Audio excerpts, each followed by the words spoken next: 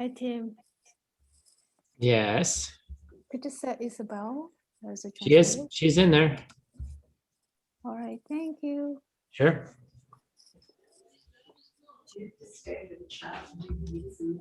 I have.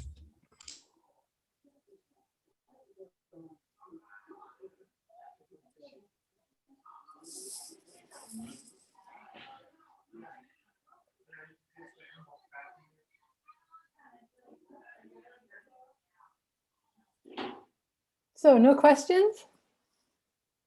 Everyone wants to go home? Usually people take like a 5-minute break after class. They may have jumped away Oh, I see. and come back, just as a question. Yeah,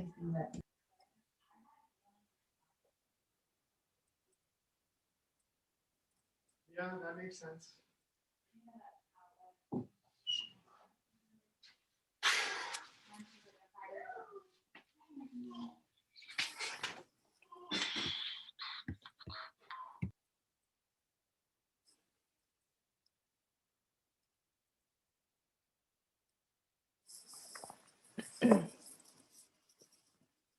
Here's a question from Jihong.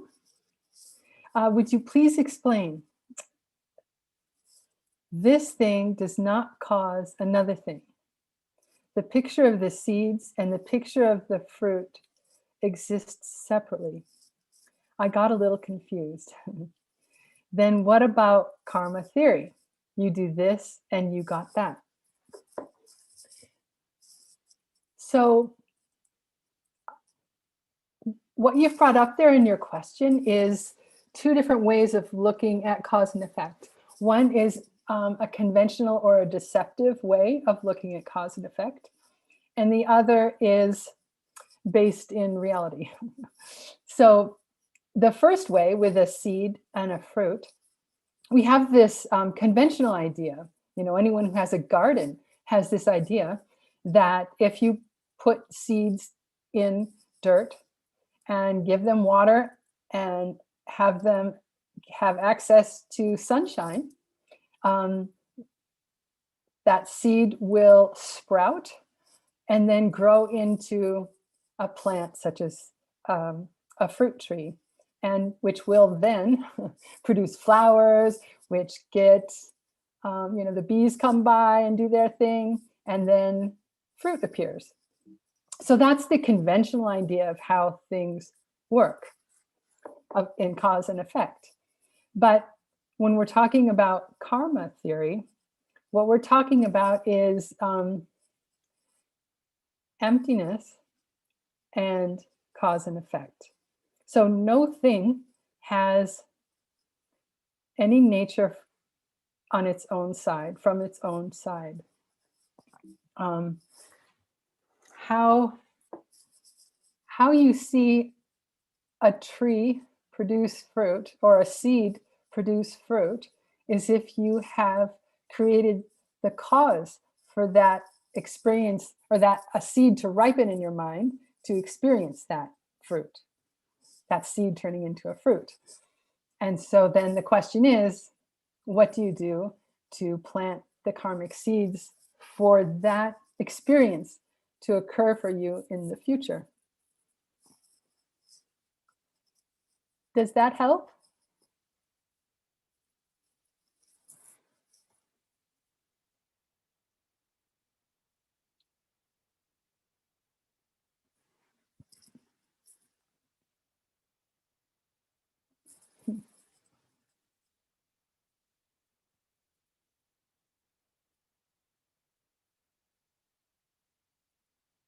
Experience is in the middle.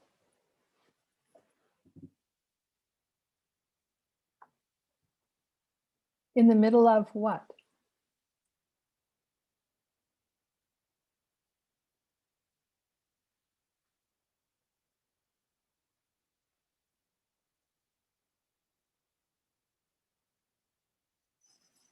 The seed and the fruit.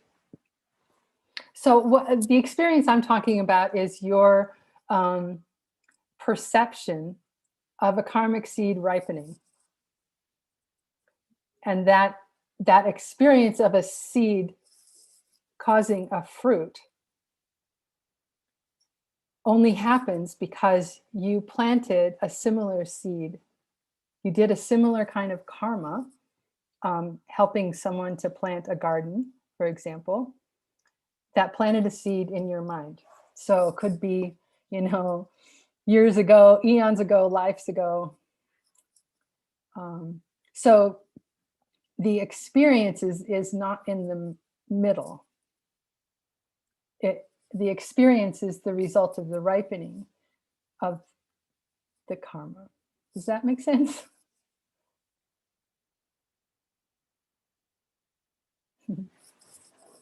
Yay, thank you.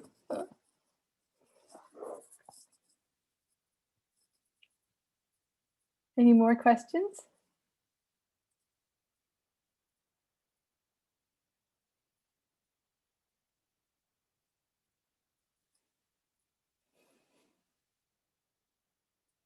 Either everyone is totally understanding all the teachings, or maybe you're tired. Oh, there we go. This is from Ella. What about the seed in our mind and the fruit of our experience? Are they also coming from our seeds? So yeah, definitely the seeds in your mind are coming from actions you have done, whether it's speaking or thinking or doing some action, right? That plants seeds. And so that action plants seeds, and the seed causes that action. So it's a circle. And it's a closed circle until we get the heck out of the wheel of life. Wheel of death, we should call it, right? The correlations between the seed in our mind and the fruit of our experience. So are you talking, I'm sorry, the fruit of our experience? You're talking about the fruit from the tree?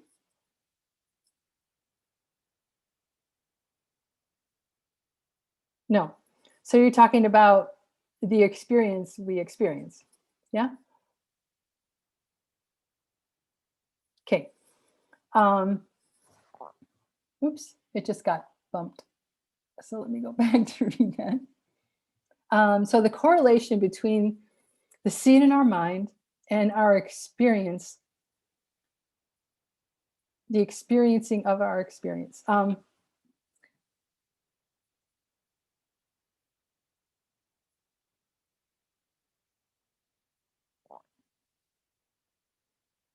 So you could say, excuse me, cause and effect. That's the correlation. And like in words text just now, it circles around. The experience of our experience also plants a seed in our mind.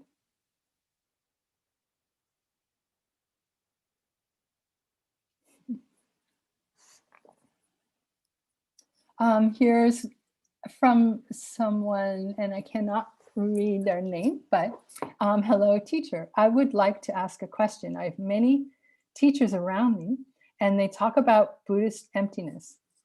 Some explain emptiness in terms of quantum physics, from matter to electricity to protons. Everything is essentially empty, but his explanation didn't feel as good as Geshe's, but he was also very loving and compassionate, and he was very observant, and he knew that all laws are empty, cause and effect are not empty.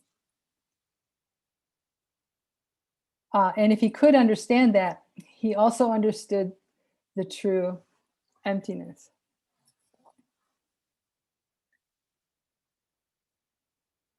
So I'm not clear what the question is. I mean, I read it as a description, so if there was a question there, I missed it.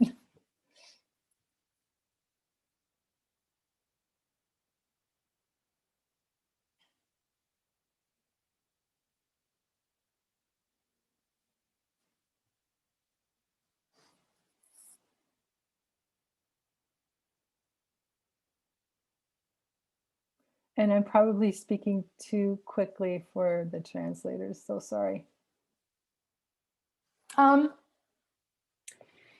Thank you, Catherine. The questioner wants to know whether this teacher's understanding is true emptiness. So unless from the, the upper middle way school of Buddhism, from that position, emptiness would have to talk about the lack of a self nature to things as being empty. So I don't see anything here that talks about a lack of a self nature. He could have, did he use those words when he talked about emptiness in terms of quantum physics and matter, electricity, protons, and so on?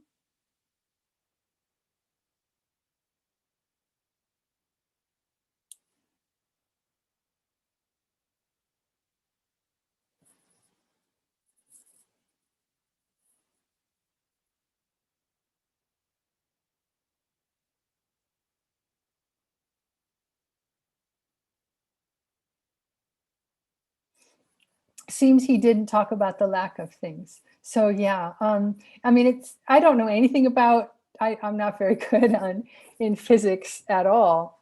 I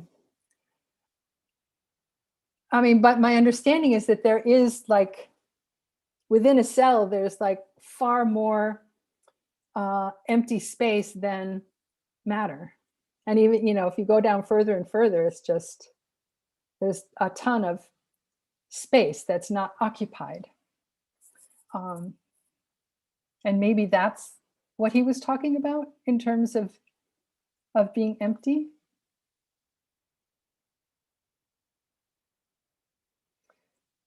But if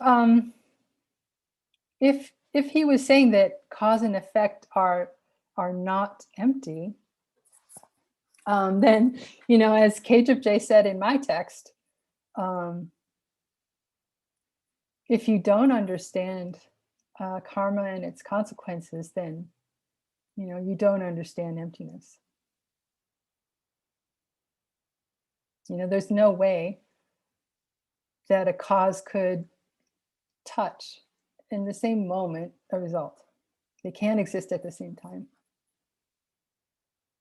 So from our perspective of what emptiness means, that's the way we would understand that, but maybe he meant something else.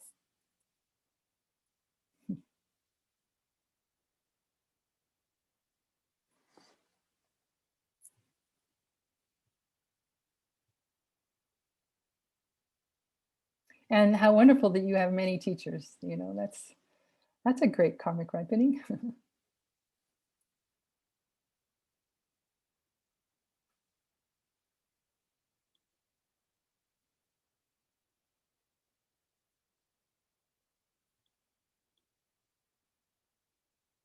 Anybody else?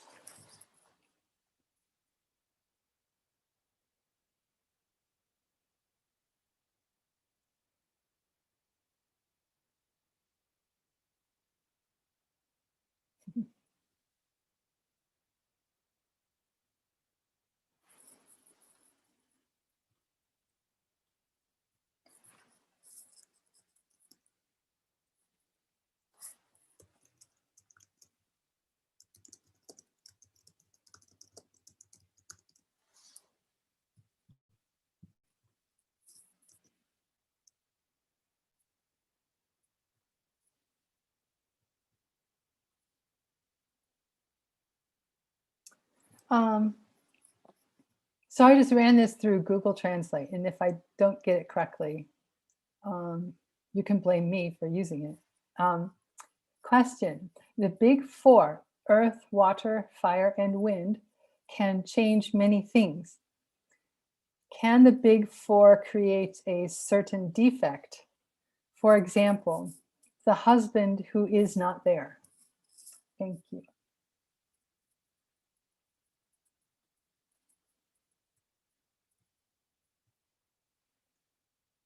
So in my understanding of those four things, while they are changing things, and therefore can, yeah, they change, but they're not, while they change, they're not animate. They are not aware.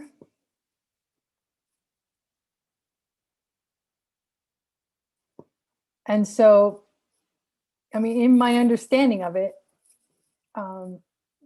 those elements would not be able to consciously create a cause. Wind may result in, trees falling down. It could result in a nice cool breeze when you're warm.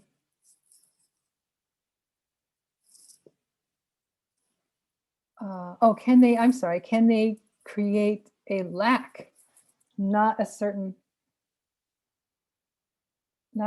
defect?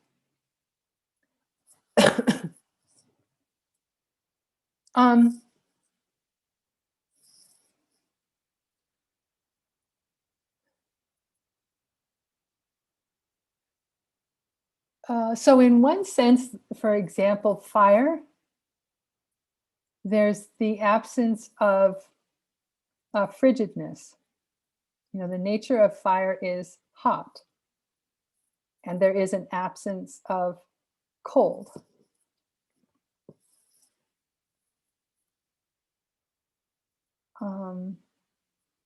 So it has that kind of absence, but creating a lack, I'm not sure I really understand the question, but in any event, I do not think that the four elements can create something that doesn't exist, because that's what the husband who wasn't there is something that does not exist. But on the other hand, I guess you could say, I'm sorry, I may be rambling here, but okay, let me answer it this way. There is nothing that changes that cannot create something that does not have a lack, an absence, because all things are absence of a self nature.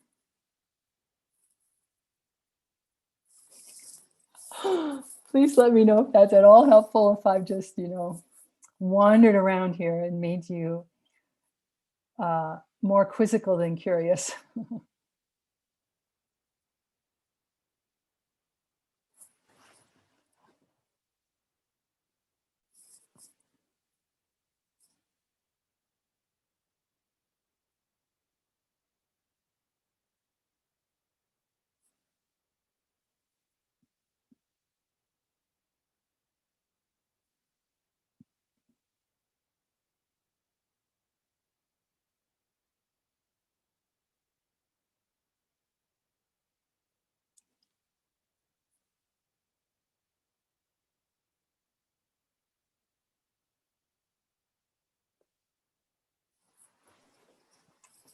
Yes, she said it helps, but it's not so clear.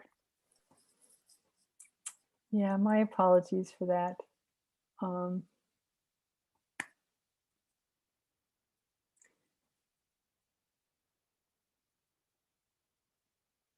Yeah, changing things cannot create unchanging things, right? So the four elements cannot create a lack. Okay, so changing things cannot create unchanging things.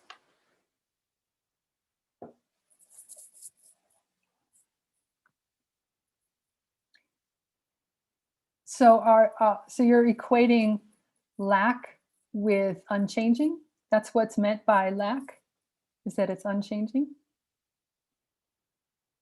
Yes, okay, right, it cannot.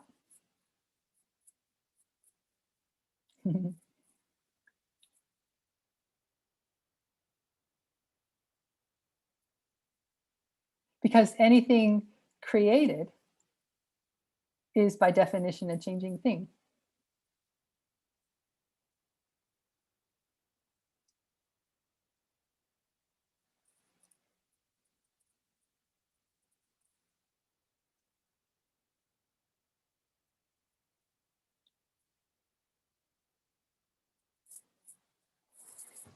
Anything else?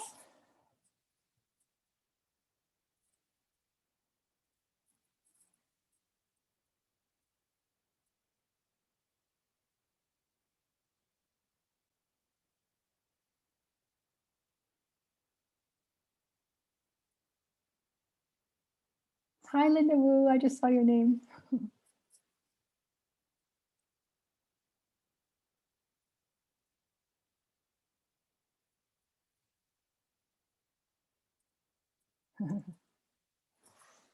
Okay, maybe that's it, huh? Any translators in the process of translating questions?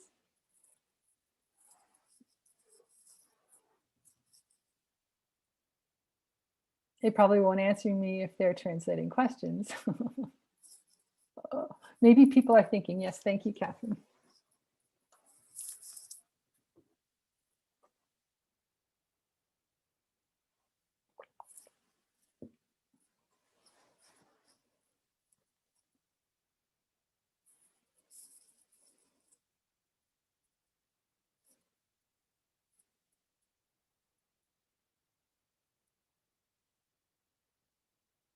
Hi, Hasso.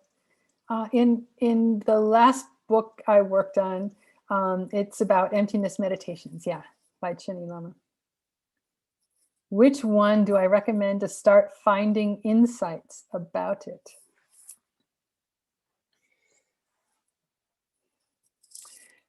If I recall correctly,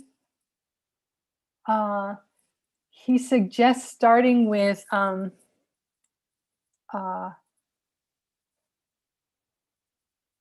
that things aren't caused by themselves, they're not caused by others, not by both, and not by neither. Or to find a thing that would do any of those. And you come up with nothing. I think that's the place he said to start.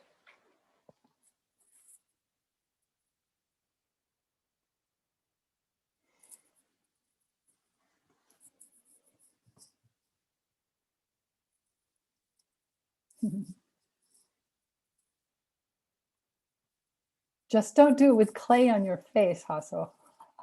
I saw your post on Instagram, I think it was.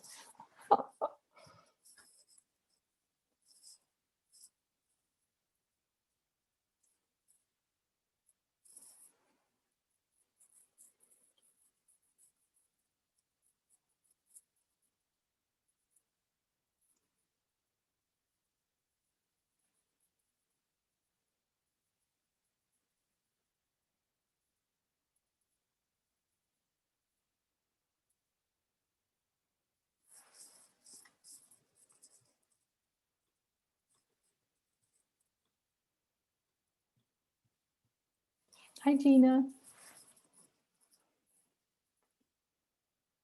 Hi, Tong Tong.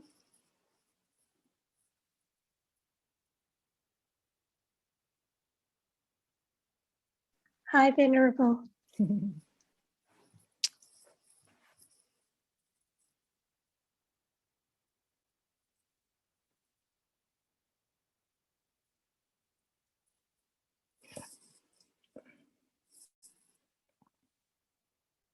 Hasso,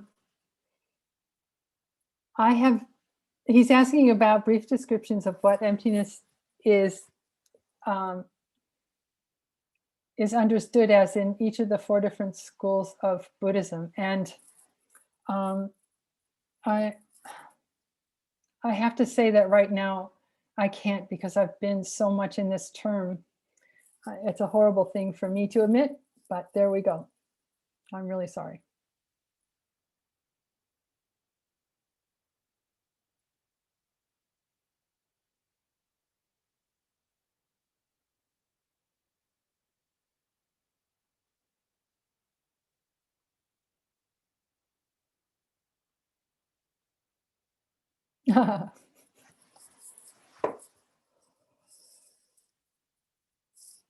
Thank you. It's always good to mess up in front of people, because because the ego usually arises, right? The sense of, I made a mistake. I made a mistake. And this really strong sense of I, you can feel it, like you can feel it, it's somewhere inside. And so it's great to have those experiences so that when you do sit down and meditate on emptiness, you can recall this very strong object. And then you can take that very strong object and start ripping it apart, taking it apart altogether. And you see, poof, there's nothing. So thank you, Hasso.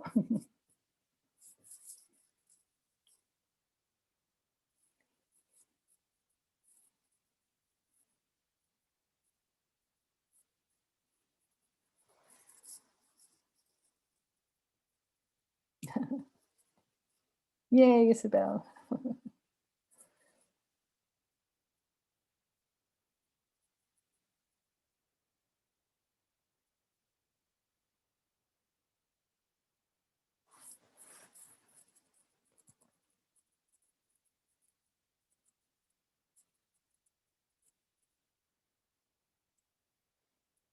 But like strong emotion like that, especially when you're like accused of something that you didn't do, that was a negative thing, you know. There is this sense, you know, you can almost tactically feel it in your body, and your mind, at least my mind, when that happens, becomes very tight. So because I've made that association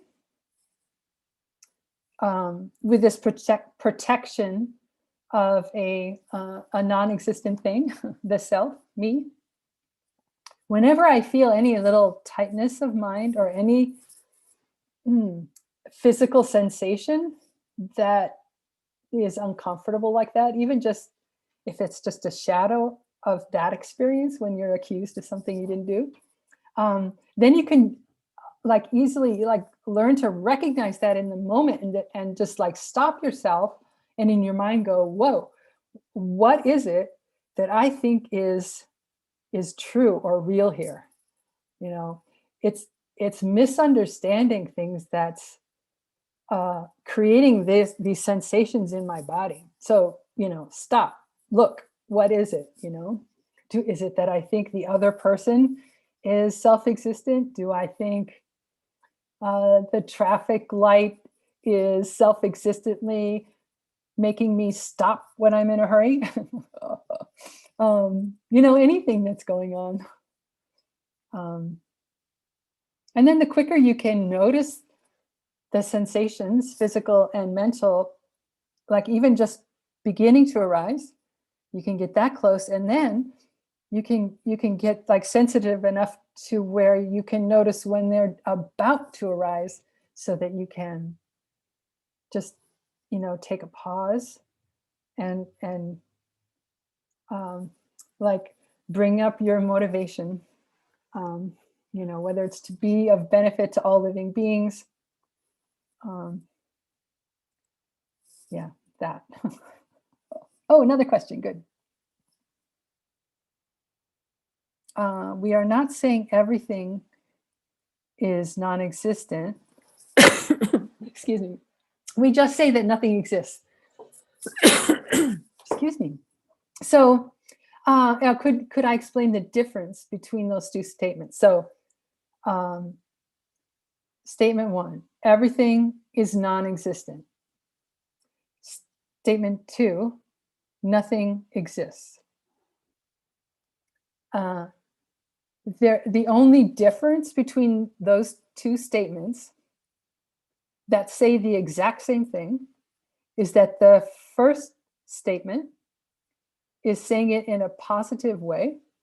Everything is. And the second statement says it in a negative way. Nothing. That's the only difference. They mean the exact same thing. It's a what we call a nihilist point of view, where you think nothing exists, or that everything doesn't exist, same thing. And then you tend to think nothing matters, right? If you're like the only being in the universe, then why be concerned with anybody else? Do whatever it is you want to do on a whim. Doesn't matter if it hurts anyone else, because there is no other people, right? They don't exist. And then you create all this negative karma and fall. Isabel, how to handle the guilt related to this? Which guilt are you speaking of? The guilt about not being able to answer Hassel's question? Yes.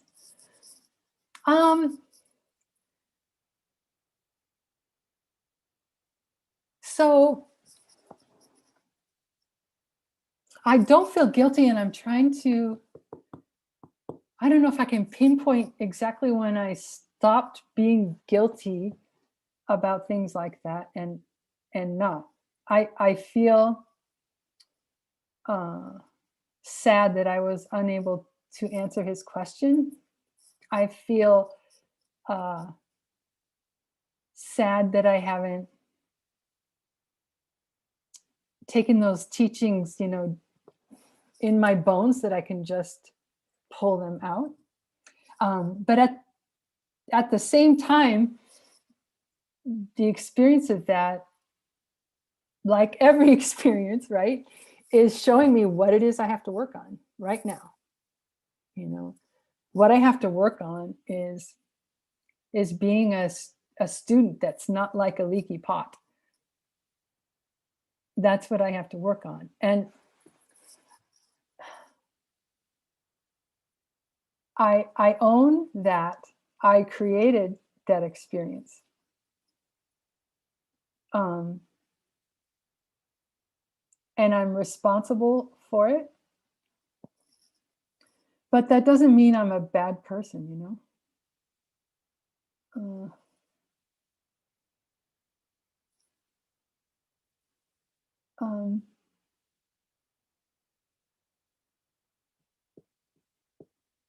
don't know if that helps, how to handle the guilt. So if you were to feel guilty, which to me has this connotation of like really holding on to this emotion of guilt. And it also has this connotation of like there was a right way and a wrong way, and that I did the wrong way. So there is no right way and wrong way. And yeah, negative self-judgment. So here's the thing that may be helpful. Point to the place in your body-mind complex to where a guilty self could be, or an unguilty self for that matter. There is no self. That is guilt. That is,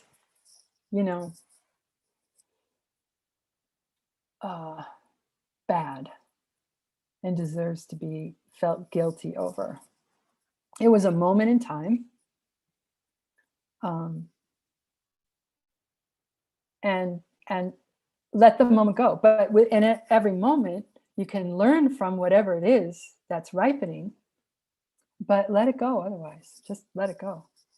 And just be in the, move to a place where you can be constantly creating the future you want to experience. Because what just ripened was the past. Who knows? It could have been eons ago. So should the Utpala of this moment, is the Utpala of this moment responsible for what, Sam did in 1863? No. It's a ripening, it's gone. Actually, it's a good thing to rejoice about. Oh, good, that's done with. Not being able to answer a question. Shoo. May that never happen again for anyone. So here's a question. Why is misunderstanding neutral? Geshe Michael made a point of saying that this I heard it as him making a point that it's the functionalist schools that hold that misunderstanding is neutral.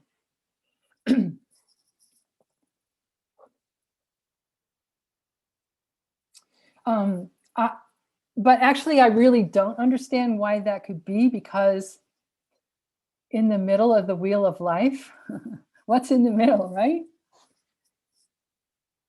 It's ignorance fueling attachment and aversion, liking things with ignorance and disliking things with ignorance. But it's ignorance causes those things, and those are definitely negative emotions. So yeah, I really don't understand.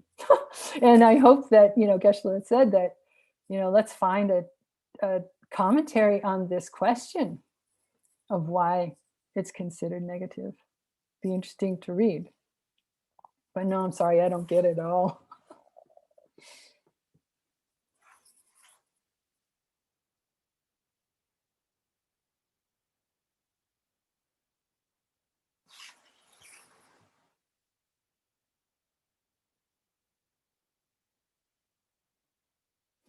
You're welcome.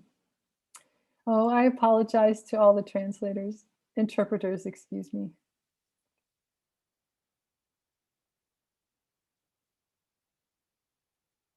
And I owe you a debt of gratitude.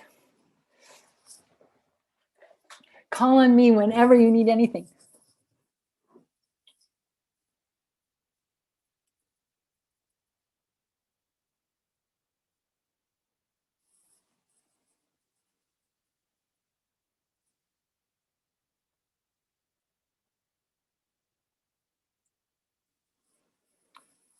Also, sometimes I feel jealousy for other translators. Any advice on that? When I think deeply about the why, using wisdom, I cannot find a good reason to be jealous. But still, the emotion is triggered in me from time to time.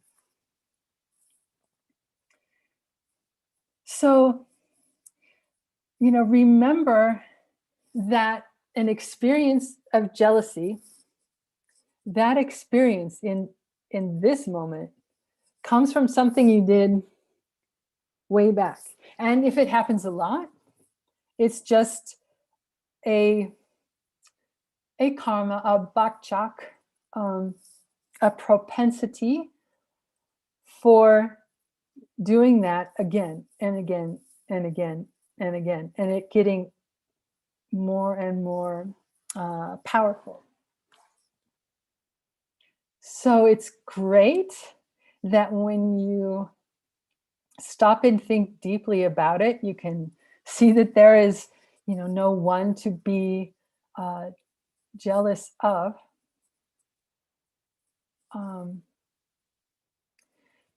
But if you know that this is something that occurs a lot for you in your experience, you can try and it isn't quite nipping it in the bud, but to stop it as soon. Let me say this, that you try and keep the jealousy from arising. So, for example, let's say that you're jealous of Tong Tong, and so in the morning, you wake up and you go, "Oh, I'm going to translator class, and Tong Tong is going to be translating. Okay, I always get jealous of Tong Tong. What is it about Tong Tong's translation, her interpretation skills, her translation skills?" And think about all those great qualities of hers in her translation. She knows how to translate complicated ideas into simple language. She knows how to choose the words that will best reach her audience. Think about all these things, that she's good at, and rejoice about that. And just, how it is in meditation when you sit down before you start to meditate and you say, I'm going to meditate for an hour. So then you say, after thinking about her good qualities, today, when I see her, whether it's on Zoom or wherever, when I see her, I'm going to think about all of her good qualities and how fortunate I am to be witnessing someone who is so great at translation. May I become like her. So set that like little seed in your mind to ripen when you know the next time is going to be when you'll be faced in that situation. I used to have to do this with, way before I was a Buddhist, I was working this job in Seattle. And there was a woman in the office. No, I was just becoming a Buddhist. There was a woman in the office where I worked who was, she was manic depressive, which means that sometimes she was very happy and energetic and excited and really pleasant to be around. And then other times she was, she was mean and cruel. And the thing was, I never knew what I would walk into, because she'd be the first person I saw when I opened the door to go into work. And so I had this huge aversion to her, because as delightful as it was when she was happy and up, I might be getting the nasty stuff, and I didn't want that.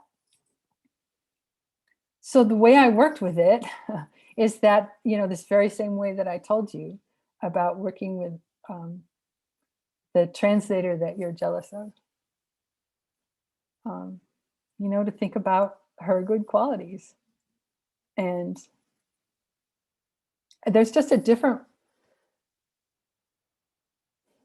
way to walk into a room and be in the presence of someone when you are open to them and respectful of them, versus when you're, put off by them and you don't want to be around them.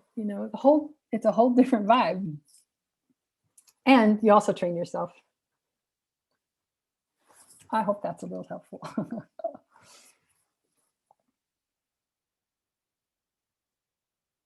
Yee.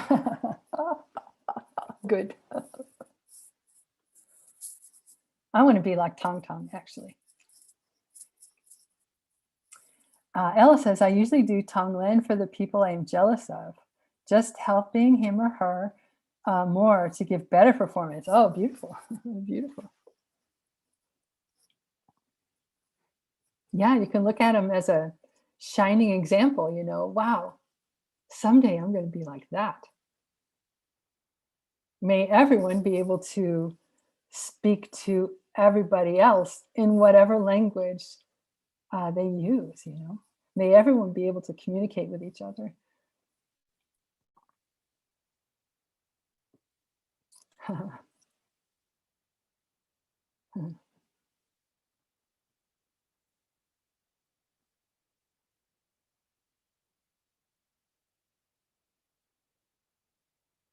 You can use the tongue language jealousy for sure. Take that jealousy that you're experiencing, and smash it with your wisdom and compassion at your heart, in order that be the end of all jealousy everywhere on the planet.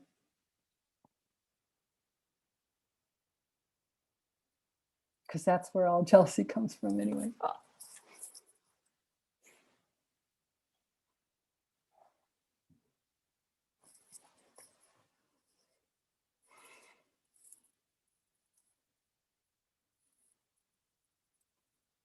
Sometimes I will think they are my children, my seeds. Then it feels better. That the seed, tell me more about that, Catherine.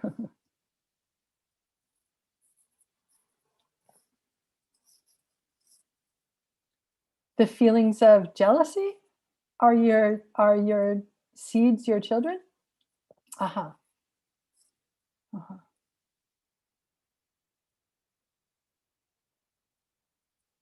I think, that's a really good step to get to in understanding our cause and effect and our experience. So we don't get tied up in thinking that other people are doing us wrong, right? That we're the ones who created the experience that we're having. And then eventually we get to asking, what is my seeds? What does my seeds mean? Who is this me that has seeds?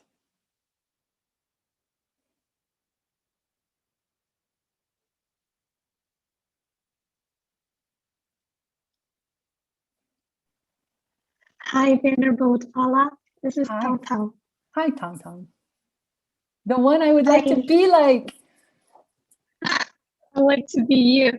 I have this question because the other day when I think it's in your class that Gisela talked about the person who is his understanding into emptiness is high, but the signal of that is that he pays great attention to doing good karma, right? Yeah. And then you just talk about like if we feel guilty about what we did in the past, then we should think about where is the me who did that? It's already gone, so we shouldn't feel guilty. And to me, I know the logic, but it's just in reality when we practice it, it's hard to do. Like if I turn to the emptiness side, then I would not work hard on purifying that seeds. But if we turn right to the karmic side, then maybe we will end up being guilty too much. So I don't know if like for beginners, we should focus on karmas, just doing good deeds and purifying bad deeds. And if we go to advanced levels, we should focus more on emptiness. I feel like I'm kind of don't know how to handle in real situations. Yeah. Like in my experience of, learning and practicing Buddhism, at first for me, it was like a deluge of all these different kinds of teachings on different topics. And then I would get more and more texts on one topic and then more and more texts on another topic. And we can kind of lump them into karma and its consequences and the lack of a self nature to things or emptiness. Yeah. So my reason in bringing all that up is that there were like, in each of these classes and teachings, there were meditation suggestions, right? They're teaching different techniques. Right. So I would have a big tool bag filled with, literally hundreds of different meditations. So part of being a practitioner of dharma is to recognize which tool to use in the experience that you're having right then. So by experience, I don't just mean oh, I'm sitting in a room in front of a computer. But maybe I'm feeling anxious or tired or grumpy. And okay, so what do I do? Like, what is the tool I can use to work with anxious or tired or grumpy?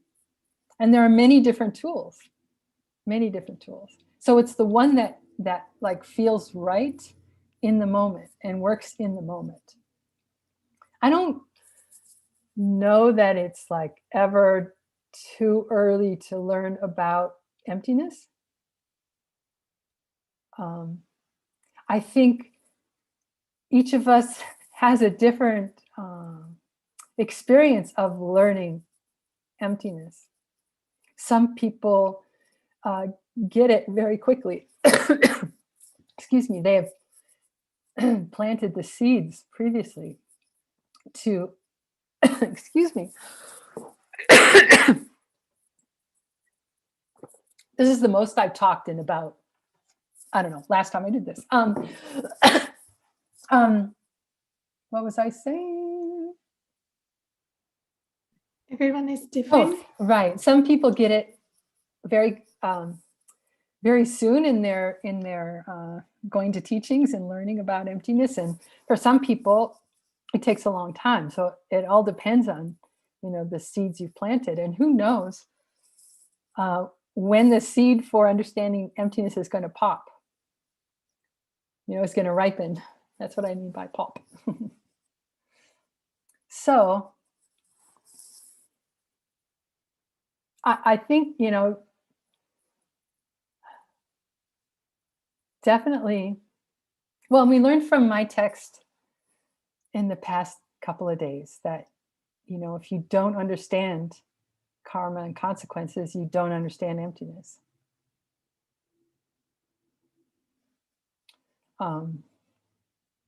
So they both go together.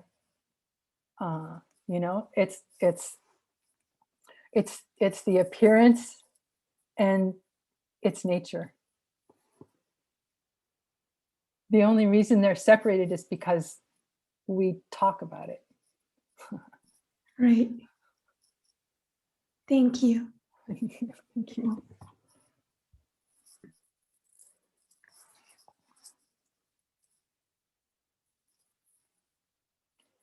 Any other questions?